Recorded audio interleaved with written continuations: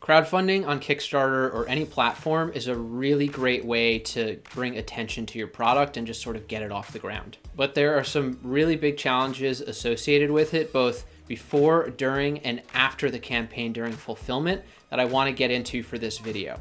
In terms of my own experience with crowdfunding, I have run my own campaigns for my own companies. I think we raised about $35,000 on the first campaign that I ran. And then the second campaign that I helped run was for a client, and we ended up raising about $113,000. So I do have some expertise in this area. Now, I would say the single most important thing to prepare for is media outreach. So getting eyes on your campaign as soon as possible. And you can be scrappy with this. I mean, you can reach out to editors and journalists that work at these publications on Twitter. You can figure out their emails, and that's going to be key to the success here. So typically what you want to do is you want to reach out to these people before the campaign starts. Very important, because they get hundreds of emails a day and it will take them a while to respond. We actually reached out to an editing intern at a very large media website at the time, and that pretty much set the spark for the entire rest of our campaign. I mean, we had moderate success before we were covered in this website, but once we made it into that website, all of a sudden orders just started coming in, and then it was sort of like this snowball effect. So once it was covered in this one website, then Fast Company wanted to cover it, then VentureBeat wanted to cover it, then Popular Science wanted to cover it. So we just sort of got exponential coverage, and it all started with reaching out to that one editing intern that made all the difference. In terms of how to reach out to media, here's an actual excerpt from a freelance writer who works at Core 77, one of the largest industrial design blogs. Her name is Emily Engel, and she tells us exactly what she likes to see.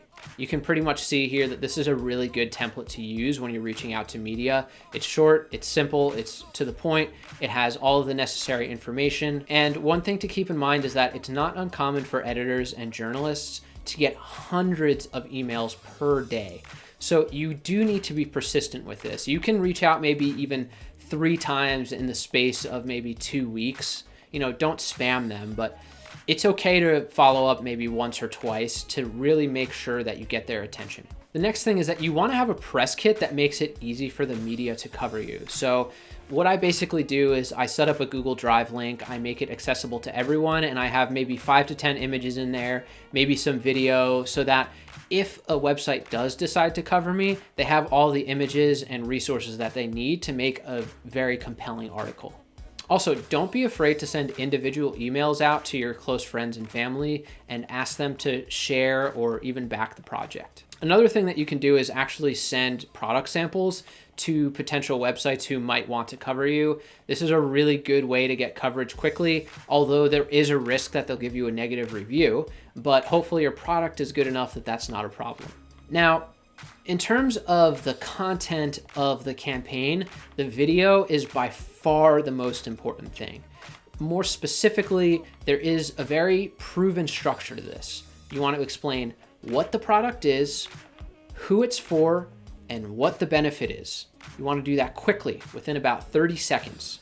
After that, you want to have a call to action, basically telling them to buy the product. And you do need to actually tell them to buy the product. This is really important, and I know it seems obvious, but I see this missing from a lot of campaigns, and it makes a huge difference in terms of conversions and sales. Typically, you only want to give them that call to action after they're hooked on the value proposition or the problem that it solves for them. So if you look at this Terra Planter video, it's a really good example of an excellent intro. It shows you what the product is, who it's for, and explains the problem that it solves very clearly. This campaign ended up raising millions of dollars, so it's very successful. So you need to address this stuff quickly while you have their attention. One sad fact is that only about 30% of people make it to the end of Kickstarter videos and YouTube videos, etc. So you really need to front load all of that information. The next thing is the copy. Now, this is really important because, as I was saying before, if you don't have a call to action, people aren't going to know what to do at your campaign page. You need to have a call to action on every single social media post, every single part of your campaign, in the video, just everywhere. It's really, really important. Now, normally you wouldn't beat people over the head with calls to action under normal circumstances, just standard social media posts. But while you're running a crowdfunding campaign, there is a time constraint and you need to raise money, and it's totally acceptable to ask people to like the video, share it, things like that. Speaking of which, if you're not a subscriber, you should totally subscribe. I'm giving you all of this information for free that can make you tens of thousands of dollars. You should totally subscribe. Now, a lot of designers might think of this as salesy or desperate or kind of weird, and honestly, you're just gonna have to get over it. This was an absolutely defining factor in the success of the campaigns that I've run, so I'm telling you, you just gotta do it. Now, just to give you some context for how incredibly important this is, we had 0 sales from anybody that we didn't know in our first campaign in the first 24 hours. And we were really worried because we were like, well, if only our friends are buying this, we're in trouble. And it wasn't until we changed the copy that we started getting conversions, sales conversions from people who we didn't know. And we knew that the defining factor really was that copy. So it was actually a friend of mine who pointed out that our copy was total garbage. And before we changed it, it kind of looked like this. Tireless work around this project has been done. The intention is to bring custom fit eyewear to the market using totally unprecedented technology. Now, this is terrible copy. It's not inspiring. It's not giving any incentive for the customer to buy. It's not clear how it benefits the customer. It's not pointing out any sort of value proposition. It's just sort of passively talking about what we did. Here's an example of some better copy. We have worked tirelessly in developing this product. Now, you can finally have custom fit glasses that are tailored to fit your unique features and personality. We've poured our life into this project, and we are excited to give you the opportunity to be one of the first people to own these custom fit eyewear frames. So go ahead and back this project now while we're still offering discounted pricing. Even if you're not interested in buying right now, but you think the project is really cool, please just share it with your network. It helps us out a lot. Now, this is not amazing award-winning copy or anything, but it gives a clear call to action, it explains the value to the customer, and it's using an active voice. So social media is interesting, and it's kind of been covered to death, so I'm not gonna go super in depth, but basically everything that I've talked about with calls to action, with video content, can be applied to your social media posts during this period. I do want to make it clear that your social media following is probably one of the best predictors of your campaign's success. Make sure to tell your following that even if they can't buy your product or they don't want to, tell them to at least share it. Most people would be willing to do that, and that could be a defining factor in the success of your campaign, because all it takes is one person or one editor to see that post, and then all of a sudden it can just completely spark the trajectory for the rest of your campaign. With social media, in-context shots are probably ideal simply because it tells you everything you need to know about the product. It tells you what it is, who uses it, what the value proposition is, all in one image. So it's very valuable to use those in-context shots. One thing that I see a lot that works well is having a countdown leading up to the days before your campaign launches, and having progress reports basically saying, oh, we're 20% funded, or, you know, we got 100% funded in 3 hours. Things like that makes a big difference in terms of what you can share on social media. Another thing that's important is sort of varying the content based on the platform that you're using. So Instagram is super image based, right? So you're probably going to want to post images. LinkedIn is, of course, more business focused. So maybe you talk about the business model or the production process or things like that that people might be interested in on that platform. The next thing is looking at other crowdfunding campaigns. There is a formula to this, which I'm laying out in this video, but you can also learn a lot by looking at other campaigns. One thing that's useful is looking at really well-funded campaigns that are very similar to yours in terms of the product category or the potential audience. Because if you do that, you can see how they sort of tailored their campaign to their specific user group. Make sure you look at the most funded campaigns though, since, you know, we're aiming for the absolute best success possible. One thing that's probably important to mention is that a lot of campaigns that are the most successful actually have PR firms or crowdfunding consultancies that they actually work with. I personally haven't done that, but other campaigns have done that and it works well for them. So it's at least worth looking into if you can afford it. The next thing is reaching out to manufacturers and setting up for production. And this is sort of the dark side of crowdfunding that nobody talks about. And as a result of that, a lot of crowdfunding campaigns were never fulfilled because they didn't prepare this step. They were so focused on promoting the campaign and making sure it was a success that once it became a success, they realized that they were not prepared. Number one thing, make sure you understand the manufacturing process for the product that you are developing. Super important. So there's a project called the Coolest Cooler on Kickstarter, and it raised $13 million in 2014. And I think they got like 60,000 pre-orders or something absurd. And what happened was they raised all this money, they were a huge success, and they went out of business because they didn't work out their supply chain. They were a victim of their own success. And this will completely ruin your reputation as a designer and a product developer. So you need to make sure that this doesn't happen to you because it could completely ruin your career.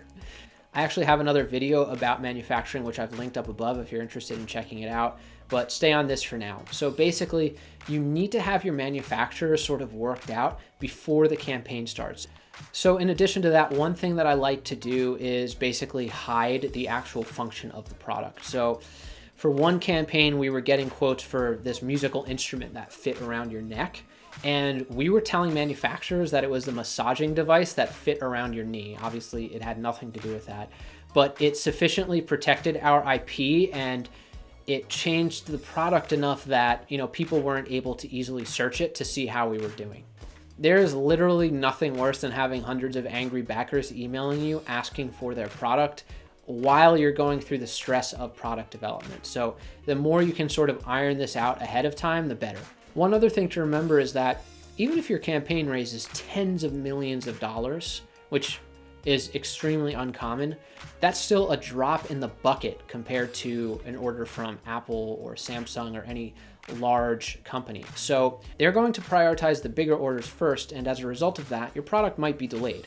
Going even further, running into manufacturing issues is not strange or weird or uncommon. In fact, expect there to be manufacturing issues. In fact, I don't think I've had a single product that didn't have at least some sort of issue with the manufacturing. There's almost always something that you need to fix from the first samples that you get.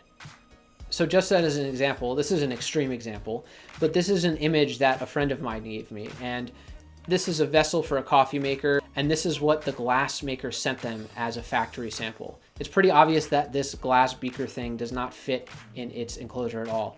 Shout out to Fraser for sharing this picture. Go check out his Instagram. I linked it in the description below. The reality is that differences in time zones, culture, language, etc. just leads to miscommunication. Prepare for the worst, hope for the best. Don't be surprised when something goes wrong and just don't freak out. Now, you've run a successful campaign, you have secured a manufacturer and vendors, and you'd think it's over, but actually another thing that's really time consuming is fulfillment. This takes a lot of time, and I wish somebody told me this. More specifically, you have to think about it. You have to print a shipping label, you have to make a box, then you have to properly pad and secure the product inside of that box, and then you need to tape it up and all this stuff. And you can easily end up spending, a couple minutes per item, and if you have 1,000 of them, that time really adds up. You do need to account for this in your timeline, although if you want, you can actually use services that do the packaging and shipping for you.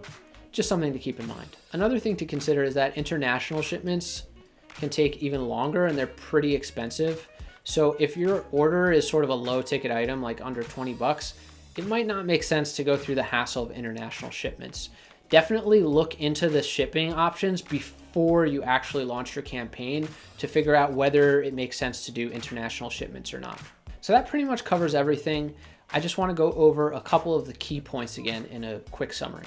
You want to build relationships with the press before your campaign even starts. Don't be afraid to contact them in any way possible, whether that's Twitter, email, Instagram, whatever. Write a well-crafted letter to the press and other tailored letters to friends, family, and followers. Leverage your personal and business following for that first push at the beginning of the campaign. Share scheduled social media posts throughout the campaign to share progress, updates, and cool content related to your project. Have a clear video that describes a problem, explains how your product solves that problem, and then tell your audience to back the project. This needs to be communicated clearly within about 60 seconds or so. Use an active voice and have a call to action in your social media posts and in your body copy. Look at other crowdfunding campaigns that have been successful, especially ones that are within your niche. See what they did well and maybe things that they did not do so well. Manufacturing is a pain. Don't underestimate how much it's going to cost or how much time it will take. It's not just your product and business that's at stake here, it's your reputation as a professional. The more you can do ahead of time, the better. Otherwise, you risk manufacturers price gouging you or even stealing your ideas. Don't forget that shipping and fulfillment takes a lot of time. Account for that. All right, guys. Well, I hope you found that helpful. If you liked the video, leave a like. Please subscribe if you're into the channel. Thanks a lot.